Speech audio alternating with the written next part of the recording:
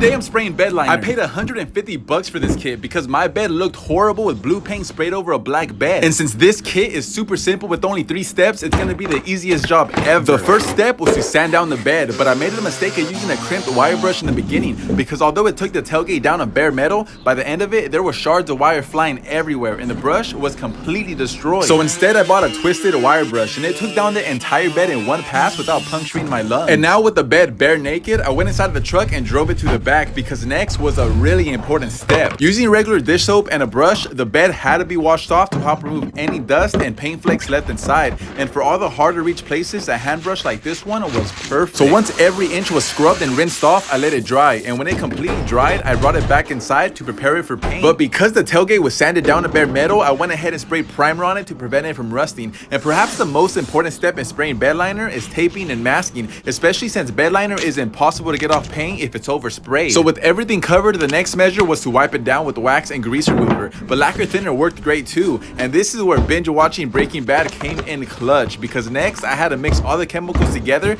based off what the bottle's read. So beginning with the hardener, I poured in 8 ounces into a measuring cup, and since ordering the tinnable version of the kit, I had to buy black paint to give it color. And the reason for that is because I was originally gonna paint it gray, but I changed my mind last minute because from experience I know that black is always better. So after mixing everything together and shaking the bottle like my mom shook me as a baby, I assembled the gun and screwed it on the bottle. And since Raptorliner recommends shooting at 40 to 60 pounds per square inch, I lowered the pressure and connected the bottle to begin spraying. But to keep it short and simple, I sprayed on the first 2 bottles as my first coat, and it lightly covered the entire bed. So I let it sit for 60 minutes, and when I came back for my second coat, I sprayed on the 3rd and 4th bottle. And at this point, I'm spraying all the nooks and crannies while also spraying sporadically throughout to give it a rugged, non-uniform texture. But once all 4 bottles were used, the bed was looking amazing. So I let it sit for a few days, and when I came back, it was drier than SNL skits, and the finish felt super thick and grainy. So in the next video, I'm gonna put it to the test and toss a bunch of random stuff inside it to see how it withstands against scratches.